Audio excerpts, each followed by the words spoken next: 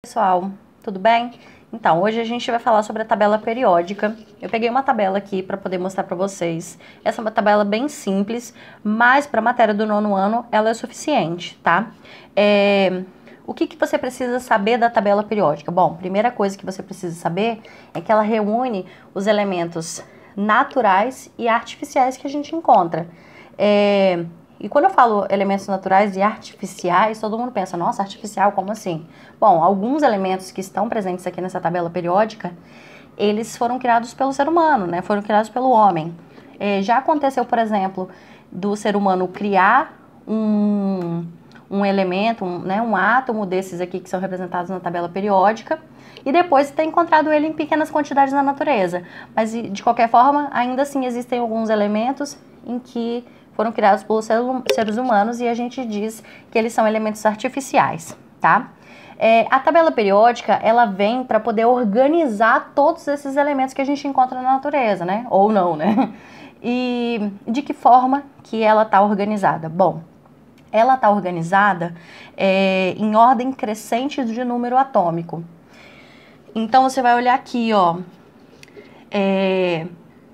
Tá vendo aqui, ó, número 1, número 2, número 3, número 4, 5, 6, 7. Mas, professora, como é que você sabe que esse número especificamente é o número atômico desse elemento? Bom, a gente olha na legenda da tabela periódica. Toda tabela periódica ela tem que vir com uma legenda. Às vezes ela vem com uma legenda super completa, cheia de várias coisas, mas às vezes ela vem simplesinha assim. Tem umas tabelas periódicas que são mais simples ainda que essa.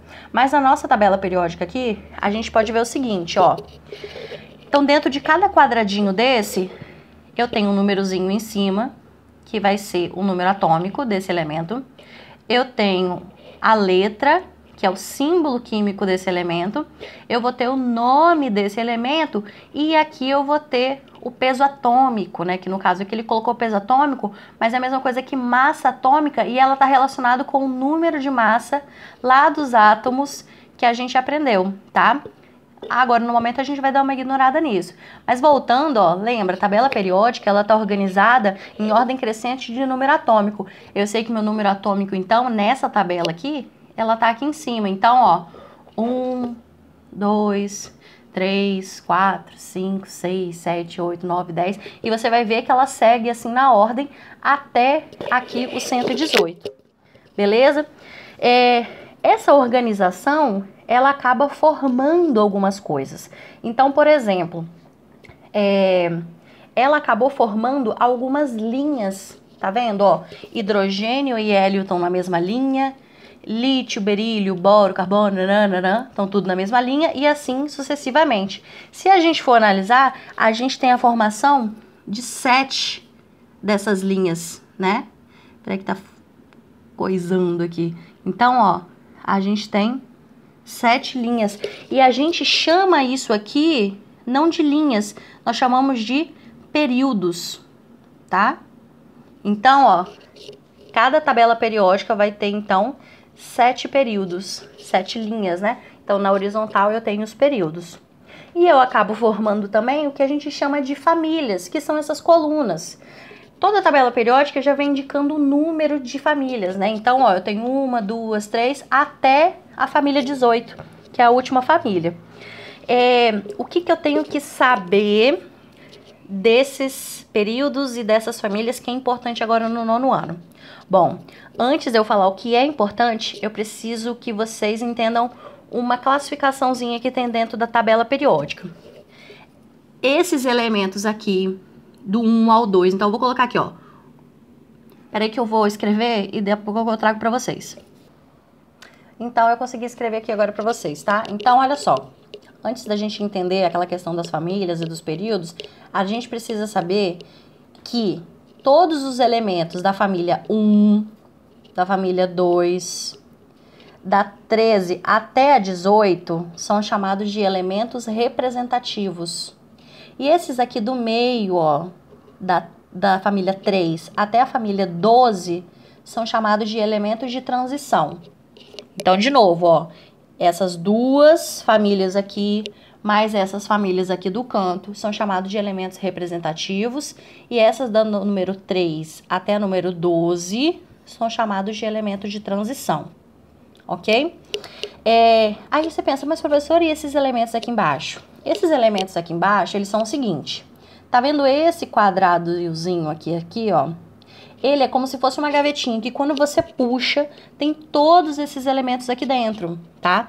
Então, aqui dentro desse quadradinho aqui, eu tenho os elementos do número atômico 57 ao 71. Então, vai do lantânio até o lutécio. E dentro dessa gavetinha aqui de baixo, eu tenho os elementos que tem número atômico do 89 até o 103. Eles também são elementos de transição, porque eles estão aqui dentro, ok? Mas eles são chamados de elementos de transição internos, porque eles estão internos. Simples assim, tá?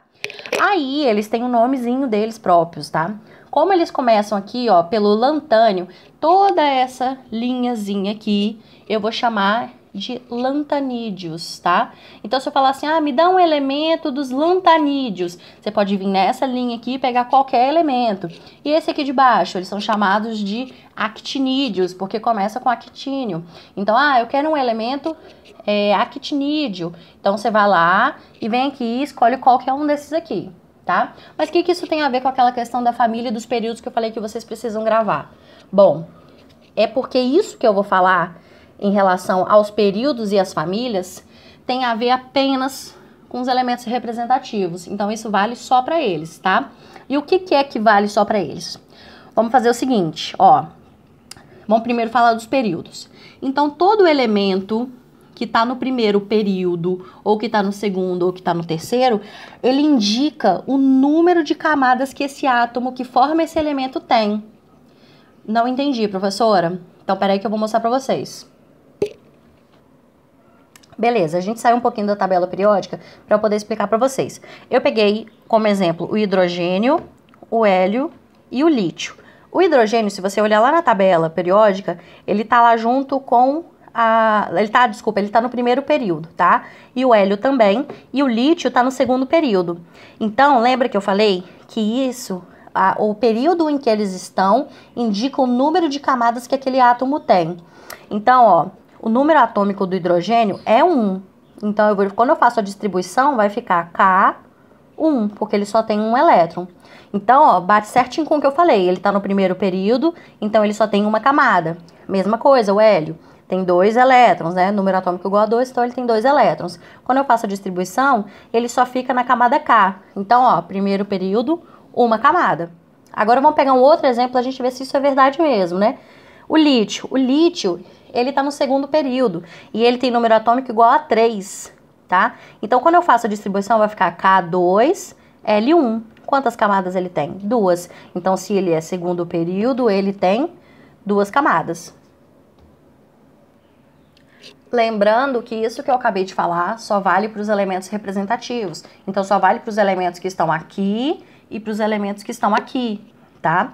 Mesma coisa, outra coisa que eu vou falar agora. As famílias, né, que são 18, elas possuem características semelhantes. Então, todos os indivíduos que estão aqui dentro da família, 1, 2, enfim, todas as famílias, eles vão ter características semelhantes, por isso que eles estão dentro da mesma família. Mas uma outra coisa importante que você precisa saber é o seguinte: se ele está, por exemplo, dentro da família 2, quando eu faço a distribuição eletrônica, a última camada desse elemento, desse átomo, vai ter 2 elétrons, tá? Professora, eu não entendi. Vou mostrar agora para vocês também. Tá, aí aqui eu tenho outro exemplo para poder explicar o que eu falei. Então, eu peguei o berílio. O berílio, ele é da família 2, tá? Então, ó, quando eu faço a distribuição eletrônica dele, que ele tem um número atômico igual a 4, fica K2L2, ó. Quer dizer que ele tem 2 elétrons na última camada. Lembra que eu falei, ó, quem é da família 2 tem 2 elétrons na última camada. Essa última camada eu também posso chamar de camada de valência, tá?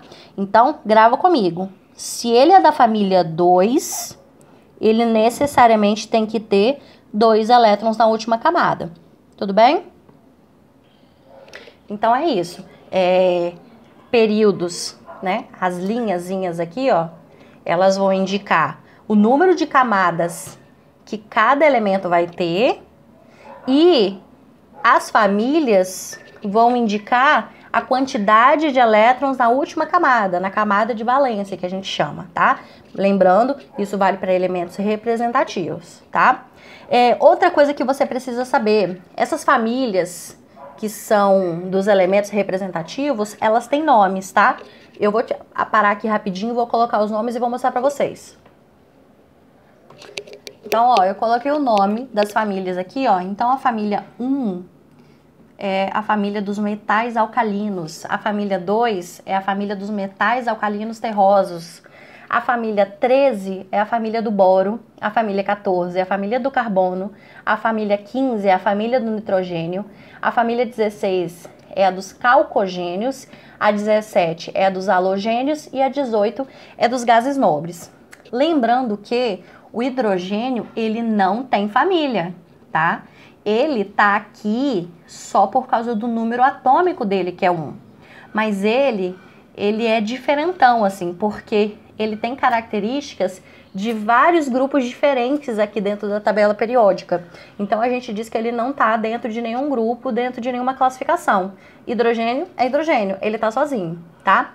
E falando de classificação, você precisa saber que a gente classifica os elementos em 3 tipos principais: os metais, os ametais e os gases nobres. Bom, os gases nobres você já sabe aqui, né?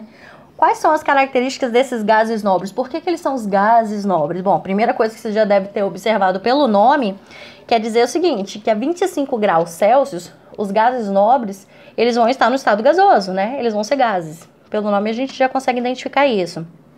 Só que esses elementos especificamente aqui, eles têm uma estabilidade química muito grande. Quer dizer o quê? Eles não precisam de fazer ligação química para eles poderem estar se estabilizando, diferente de todos os outros elementos. Quando você encontra na natureza todos os outros elementos, normalmente ele vai estar ligado a algum outro elemento daqui da tabela periódica, enquanto os gases nobres, eles vão estar sempre sozinhos, porque eles já têm essa estabilidade química, tá? Bom, quem são os metais? Os metais, eu fiz uma divisãozinha aqui, ó, não sei se você consegue ver direitinho, tem uma escadinha aqui e ela vai reto aqui no final, tá? Então, dessa parte aqui pra cá, então também vale para esses elementos aqui, porque eles estão dentro dessas gavetinhas aqui, eles são chamados de metais. Por que eles são chamados de metais? Que eles são classificados como metais? Bom, a maior parte deles são sólidos, né, a 25 graus Celsius, tirando o mercúrio, tá? Que ele é líquido a 25 graus Celsius. A maior parte deles tem um brilho, ele tem uma cor cinza, né, prateada, né, bem aquela característica de metal, tirando o ouro e o cobre, né? Porque o ouro, ele tem uma cor amarelada e o cobre, ele tem uma cor meio avermelhada. E todos os metais, de uma forma geral, eles são bons condutores de calor e de corrente elétrica. Então, se eu precisar conduzir calor e corrente elétrica, eu sempre vou usar os elementos, né, dessa parte aqui da tabela. E eu tenho os ametais. Quem são os ametais? Os ametais ficam entre os metais e os gases nobres, né? Então é esse grupinho aqui, tá? Quais que são as características desse grupo? Bom, a 25 graus Celsius, a gente pode ter eles em vários estados físicos, né? Nos 3, né? Líquido, sólido e gasoso. Ah, eu esqueci de falar que os metais, eles têm temperatura de fusão e ebulição de uma forma geral, né, muito alta, enquanto eles têm uma temperatura de fusão e ebulição um pouco mais baixa. E eles, diferente dos metais, eles são maus condutores de calor e maus condutores de eletricidade. Bom, eu espero que tenha ajudado vocês e qualquer dúvida é só me procurar.